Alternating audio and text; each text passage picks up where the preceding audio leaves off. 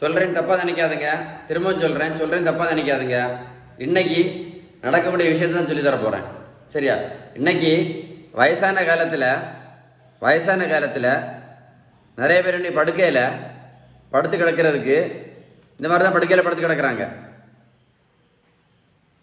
2 மாசம் இப்படி படுத்து கிடந்தா முதுகுல என்ன வரும்? புண்ணு வரும். இன்னைக்கு நிறைய பேர் வயசான காலத்துல இப்படி படுக்கையில படுத்து கிடக்கிறதுக்கு முக்கியமான காரணம் என்னன்னு கேட்டீங்க அப்படின்னா, பல வருஷங்கள் அதுக்கு மாத்திரை, இந்த நோய்க்கு மாத்திரை, அந்த நோய்க்கு மாத்திரை, இந்த நோய்க்கு மாத்திரை, காலையில 4 மாத்திரை, மத்தியானம் 8 மாத்திரை, ராத்திரி 2 மாத்திரை, காலையில இன்சுலின், மத்தியானம் இன்சுலின், ராத்திரி இன்சுலின், இப்படி வருஷ கணக்கில் மாத்திரை போட்டவங்கள கிட்டத்தட்ட 100க்கு 100% வயசான காலத்தில் இப்படிதான் படுக்கையில படுத்து கிடக்குறாங்க. நீங்களே பார்த்துருப்பீங்கன்னு நினைக்கிறேன்.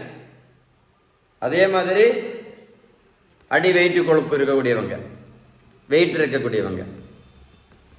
நிறைய மாத்திரை சாப்பிட்டு இருக்கக்கூடிய யாராவது ஆரோக்கியமா இருந்திருக்காங்களா? நீங்களே சொல்லுங்களேன். நிறைய மாத்திரை சாப்பிடக்கூடிய யாராவது ஆரோக்கியமா இருந்திருக்காங்களா? வயசான காலத்துல எல்லாம் படுக்கையில படுத்து கிடப்பாங்க.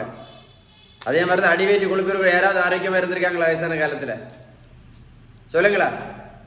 ஒரு ஆளுக்கு ஏன் சுகர் வருது, ஒரு ஆளுக்கு ஏன் ப்ரெஷர் வருது, ஒரு ஆளுக்கு ஏன் கொலஸ்ட்ரால் வருது, ஒரு ஆளுக்கு ஏன் தைராய்டு வருது, ஒரு ஆளுக்கு ஏன் பித்தப்பையில கல் வருது, ஒரு ஆளுக்கு ஏன் யூரிக் ஆசிட் பிரச்சனை வருது? இதெல்லாம் எல்லாத்துக்கும் காரணம் என்ன? சொல்லுங்க பார்ப்போம். சொல்லுங்க. ஒல்லியா இருந்தாலும் வரும். ஒல்லியா இருந்தாலும் நிறைய பேர் சுகருக்கு மாத்திரை, ப்ரெஷருக்கு மாத்திரை சாப்பிட்டுட்டு இருக்காங்க. இதுக்கெல்லாம் காரணம் என்ன? காரணம் தெரியுமா உங்களுக்கு? நம்ம வீட்டில் சாப்பிட்ற உணவுகளோட விகிதம் நான் அடிக்கடி சொல்லுவேன். நல்ல கொழுப்பு சத்து, விட்டமின் சத்து, இனிப்பு சத்து, தாது பொருட்கள் சத்து, புரோட்டீன் சத்து. நம்ம வீட்டில் சாப்பிட்ற உணவுல விகிதம் கரெக்டா இல்லாததுனால தான் என்ன வருது? சுகரு, ப்ரெஷரு, கொலஸ்ட்ராலு, தைராய்டு, பித்தப்பையில கல்லு, ஃபேட்டி லிவரு, மாதவிடாய் பிரச்சனை, பிசிஓடி, கருமுட்டை நீர்க்கட்டி, யூரிக் ஆசிட் பிரச்சனை, ஹார்ட் அட்டாக், இருதய மாரடைப்பு, எல்லாம் இதனால தான். நம்ம உணவுல விகிதம் கரெக்டா இல்லாததுனால சுகர், ப்ரெஷர், கொலஸ்ட்ரால் வந்து அதுக்கு பிறகு பக்கவாதம், கண்குருடு, ஹார்ட் அட்டாக்கு, கிட்னி ஃபெயிலியரு, கால விரல வெட்டி எடுக்கிறது. கரெக்டா இல்லையா? நீங்களே சொல்லுங்களேன். நம்ம வீட்டில் சாப்பிட்ட உணவுல விகிதம் கரெக்டா இல்லாததுனால தான் என்ன வருது? 3 நோய் வருது. Sugar, pressure, cholesterol. அதுக்கப்புறம் வரக்கூடியதுதான் பக்கவாதம், கண்குருடு, ஹார்ட் அட்டாக்கு, கிட்னி ஃபெயிலியரு, கால விரல வெட்டி எடுக்கிறது. அப்ப எல்லாத்துக்கும் காரணம் உணவுல விகிதம் தானே. நீங்க சொல்லுங்க, யாராவது ஒரு பேஷண்டாவது நிறைய வருஷங்கள் மாத்திரை போட்டு கடைசியில் படுக்கையில படுக்காம இறந்திருக்காங்களா? சொல்லுங்களா. நிறைய வருஷம் மாத்திரை போட்டு யாராவது ஆரோக்கியமா இருந்திருக்காங்களா? சொல்லுங்க. இல்ல நிறைய வருஷம் இன்சுலின் போட்ட யாராவது ஆரோக்கியமா இருந்திருக்காங்களா? ஒரு நோய் எதனால் வந்ததோ அந்த நோய் வந்த காரணத்தை சரி செய்ய வேண்டும். அப்ப எதை சரி பண்ணணும்? உணவை சரி பண்ணிருங்க. நம்ம வாழ போறது ஒரே ஒரு தடவை தான். அதனால இந்த வீடியோல முதல்ல சொன்னேன், தப்பா நினைக்காதுங்க, இதான் உண்மை. நம்ம வாழ போறது ஒரே ஒரு தடவை தான், 2 தடவை கிடையாது. ஒரே ஒரு தடவை தான் வாழ போறோம். வயசான காலத்துல நம்ம இப்படி படுக்கையில படுத்து கிடந்தோம்னு வைங்களேன், ஒரு பிரயோஜனமே இல்லை. நினைச்சு பாருங்க.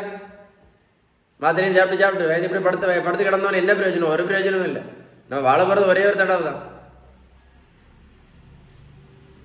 சொல்ற புரிஞ்சா இல்லையா உங்களுக்கு? புரிஞ்சா?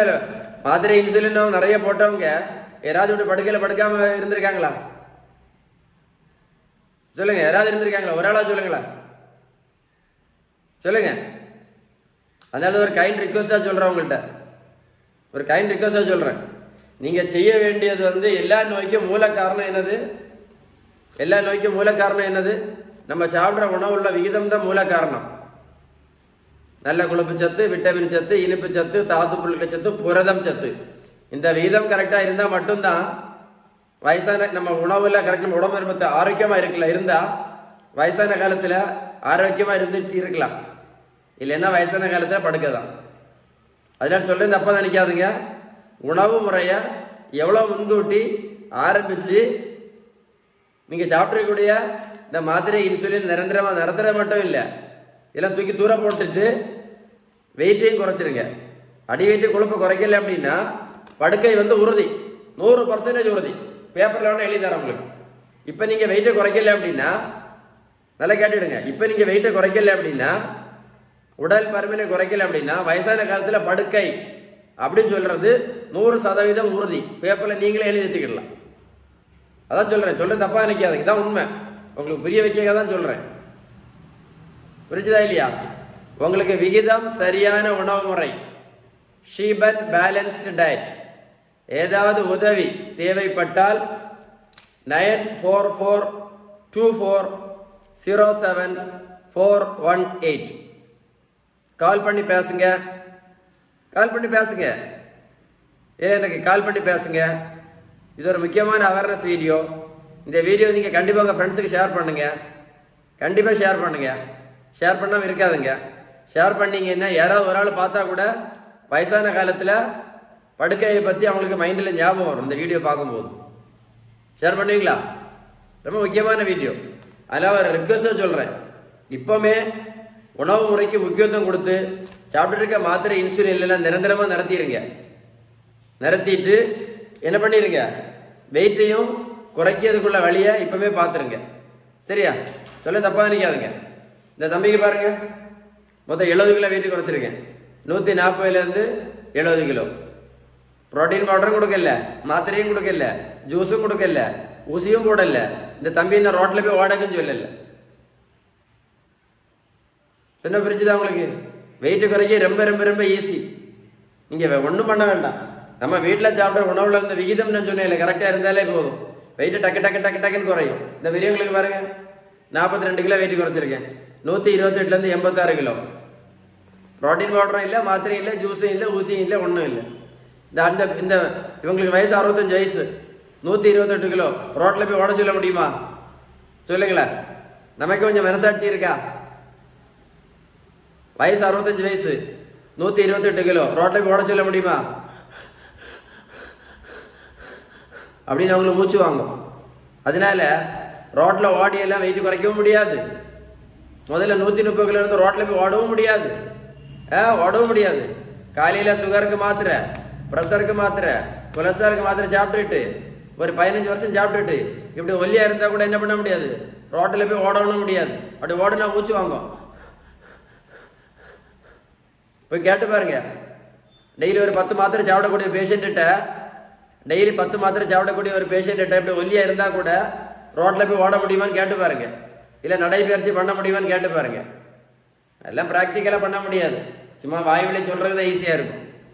இந்த வீடியோ நீங்க ஒரு கூட போட்டு கேளுங்க சார், உங்களுக்கு கரெக்டா நான் சொன்னா புரியும், நான் கேட்ட கேள்வி உங்களுக்கு கரெக்டா புரியும். அதனால வயசான காலத்துல என்ன பண்ணிடக்கூடாது, படுக்கையில மாட்டிடக்கூடாது, வாழ்க்கை நாசமா போயிடும். நம்ம வாழ போறது ஒரே ஒரு தடவை மட்டும்தான், ஒரே ஒரு தடவை தான். இந்த மாதிரி வெயிட் 100 கிலோ 110 கிலோ இருந்தா 2 பேர் நினைச்சா கூட தூக்கிட்டு போய் என்ன பண்ண முடியாது, கக்கூசுல உட்கார வைக்க முடியாது. 110 கிலோ இருந்தா 2 பேர் நினைச்சா கூட தூக்கி என்ன பண்ண முடியாது, கக்கூசுல கொண்டு போய் கக்கா பண்ண முடியாது. அப்படியே போட்டிருப்பாங்க. ஒரு 4 மாசம் படுத்தா முதுகுல என்ன வரும், புண்ணு வரும். அப்ப யோசிக்க கூடாது, அன்னை வாழ்க்கையை தொலைச்சிட்டேனே அப்படின்னு. புரிஞ்சா இல்லையா உங்களுக்கு?